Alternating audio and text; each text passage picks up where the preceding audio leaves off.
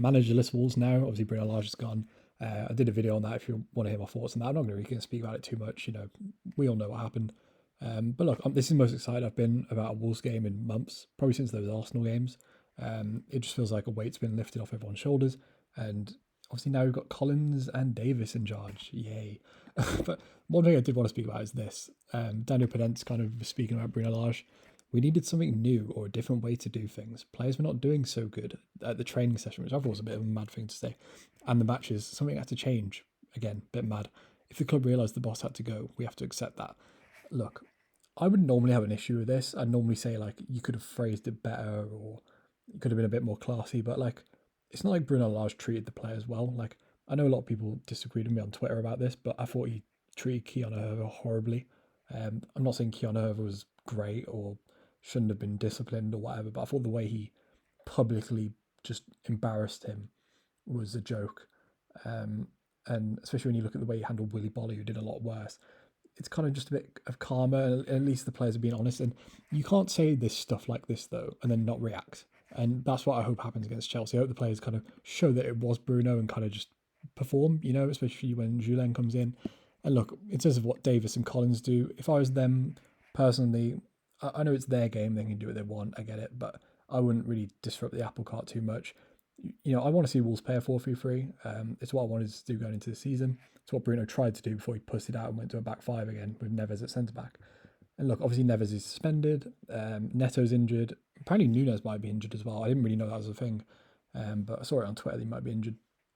And obviously Nathan Collins is still serving his ban. So it's kind of we're kind of at no strength and we don't have a manager. So I'd just screw it, just throw some players in and see what happens. I think obviously Boubacar Traore basically has to get a start. I'm really excited to see Boubacar Traore from the start.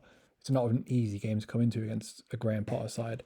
Obviously Chelsea are fifth in the league right now, and we're in the bottom three, so we do need to start picking up results, obviously. But Lopetegui's going to play this formation. He'll play a 4-3-3 with one holder.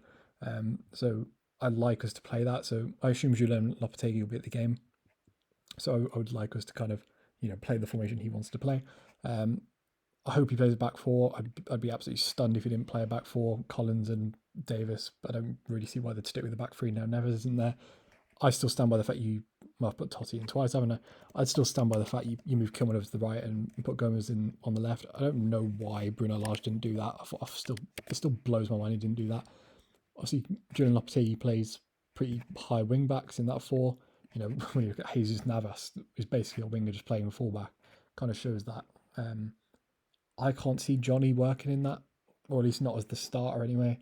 Nelson Semedo's played in Spain before, in kind of that sort of system at Barcelona, and Reina is just a better attacker. I don't really, if you really want to play really high fullbacks, unless you're like João Cancelo or something, I don't really think you want someone on their opposite foot. So I think Aitner is a guaranteed starter under Lopetegui, and then Semedo's a better player than Johnny. So let Julien watch them. Then in midfield, if Nunes is injured, we're fucked, by the way, because we literally have Boubacar Traore and Moutinho. And by the way, if Nunes is injured, I would just play Conor Ronan, by the way. Like people were gassing up Conor Ronan in preseason. Oh, he's going to be back. He's going to play games. He's going to be back in the squad. He's not even come off the bench, bro. He's not even like warming up to the point where it looks like he's going to come on the bench. If Nunes is injured, just throw Conor Ronan in there. Screw it. I don't care. Why not? But hopefully Nunes is fit. I think that's an okay midfield for. He's not great, but hopefully Boubacar Traore, as much as I love Neves, he's immobile. With Nunes and Boubacar Traore, at least you have two mobile guys and kind of, make up for Moutinho's lack of legs, because Moutinho was woeful against West Ham. I think that might be the worst Moutinho performance I've ever seen. And the front three picks itself, because we don't have anyone. Neto's injured, Hwang, I assume, still injured, so it's kind of got to be Adama and Pedence and Guedes. I mean, I suppose you could play Diego Costa, but I think, he played, 20 minutes against West Ham. Personally, I'd throw him on for the last maybe 30, 35 in this one, just build him up. I think it'd be very unfair on Julien Lopetegui if we forced Diego Costa to start in this absolutely pointless game when he's clearly not fully fit, and then he pulls up and does his hamstring or something. Then Lopetegui, he clearly wants like a big stroke focal point striker. When you look at all the strikers he used at Sevilla, Rafa Mir, En-Nesyri, Luke de Jong, these sort of guys, they're all big, tall guys, right? And that's Diego Costa's only one we're going to have until the World, at least until January anyway, unless Raul Jimenez is back all of a sudden. I don't really know what's going on with Raul Jimenez, to be honest, but I think you have to just kind of keep Costa back. So Lopetegui can use him and manage him how he wants to. And I think Guedes, I don't think playing against a top six club like Chelsea, I think it's an okay game to play Guedes through the middle. It's not ideal. It's unfair on him. I think he's been kind of screwed over a bit. But yeah, I think the lineup kind of picks itself really. Do I think we're going to win this game? No. Do I think we'll look cohesive? No. But I think the players will react. I think we'll press more. I think we'll score. Genuinely, I do. But Graham Potter's an elite manager, man. He's a brilliant manager. It's a great appointment for Chelsea. As I'm recording this, I just finished watching Chelsea Milan. I thought they were really good.